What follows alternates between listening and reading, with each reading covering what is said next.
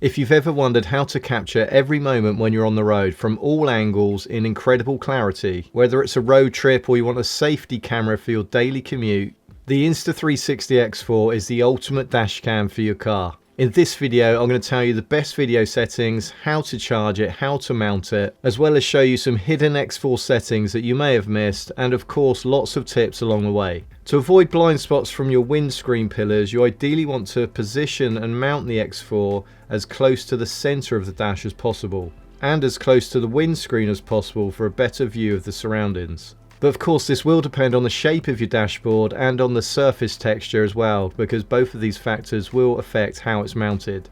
In my car, I had to mount it off to one side slightly because this was the flattest part of my dashboard. I used the Ulanzi quick release Dashcam mount, which sticks to the dash using a 3M permanent sticky mount.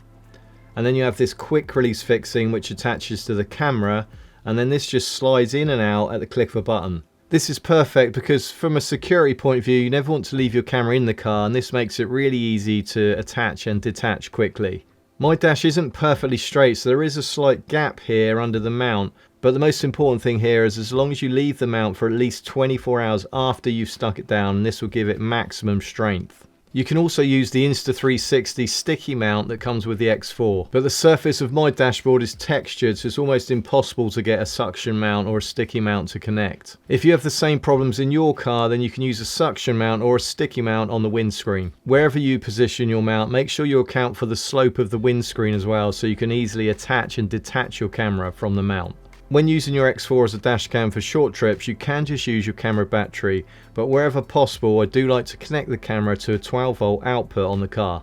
To do this, you can choose to leave the USB door on or off, it's up to you, and then you'll need a USB-A to USB-C cable that's long enough to go from your camera to your 12-volt output. If you position your camera at the top of the windscreen on a suction mount, then in this position it can be easier to have an extra long cable and to hide the cable under the car trim. So I just have a cable that runs across the dash into my 12-volt output. It doesn't look as neat, but then I'm not using my camera as a dash cam every day. The connection to the power output on your car not only gives your camera unlimited supply of power, but it also allows you to use one of the hidden features on the X4 that you may have missed. So swipe down from the top of the camera and swipe across to settings and then down to power off charging. Select charge and record, and then when your camera is connected to the power output, it will charge and start to record straight away.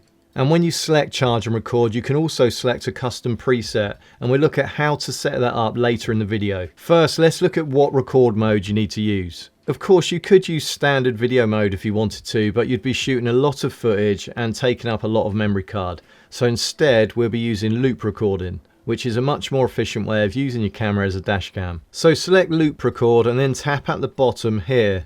Select your resolution first. For the best clarity images and to have the ability to zoom in, 8K is best. But for long journeys this may make your camera run too hot, but a quick tip here is to put the aircon on in your car and direct it towards the windscreen. And you can also attach the heat dissipation thermo guard to your camera as well. However, a good compromise here is 5.7K plus, and the camera in this mode will run a lot cooler. I would also just record in full auto, especially as the environment outside will be changing quite a bit, and you may want to use some of the interior shots of the car as well. If you're only playing this back on your phone or using this footage for social media, then 30 frames per second will be fine, but other than that, go with the frame rate that's relevant to your country. For loop duration, this is how much of the memory card that you'll record onto. So if you select 1 minute, this will record for 1 minute, and when it reaches the end of that 1 minute, then it will go back to the beginning of that 1 minute clip and then record over it over and over again. This way you don't waste any memory card and you only ever record 1 minute of footage. As a dash cam, however, I would suggest recording for longer periods of time so that you capture every detail of every moment that you may want to use later. So I would choose a duration of 30 minutes. If you select infinity, it will record over the entire memory card, and then when it gets to the end, then it will start recording over the beginning of the memory card again. Using infinity does ensure that you capture everything that you may need, but then you are shooting a lot of footage which uses the whole memory card and makes the whole process a lot more inefficient.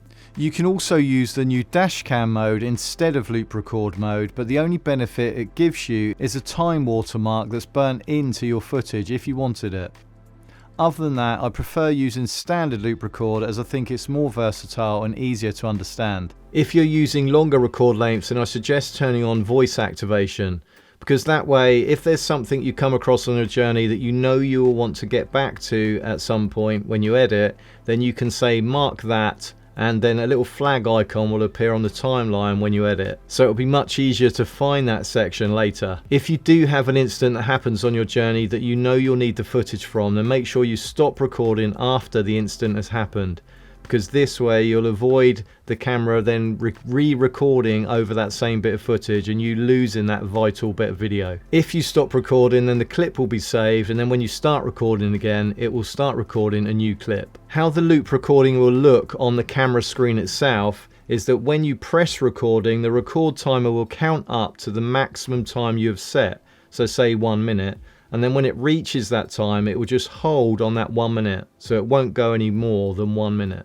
So to add loop recording to a custom setting so you can activate it when you connect your camera to your car's power, select the Q button and then scroll across to the plus icon, and as it's for your dash cam, we will just select cars. And now change the shooting mode to loop record. Change the shooting parameters to your preferred resolution and loop duration, and then you're good to go. To finish, select Add Preset here. Now go back to the settings menu where we were before to the power off charging section and select the shooting preset mode and find the mode that you've just created using the Q button. So now when you connect your camera to your car's power output, it will turn on and start recording in this loop recording mode. If you want privacy in your car and you know that you don't want to record what's going on inside the car and you only want to record what's going on through the windscreen, then you may want to consider using single lens mode. You have all the same options, but now you can select your field of view as well. So this is how wide your shot is. And you can also select 4K resolution and even 60 frames per second if you wanted to. Hopefully you won't ever have to use your footage because of an accident or an incident, but what is great about using this mode is that you've captured loads of footage regardless on every journey that you go on. So you can then create some cool videos of your trips. You can create a hyperlapse or reframe your shots like you would any other 360 video. And this is also a great opportunity to use multi-view car mode, where you can reframe your shot to have a shot of you in the car and see a shot of where you're going at the same time. If you haven't bought the X4 yet, remember that between now and December the 5th, you get 15% off and a free bullet time bundle when you use the link below. Of course, loop recording is just one of the many things you can do with your X4, and to find out some more tips, you want to watch this video next, and I'll see you over there.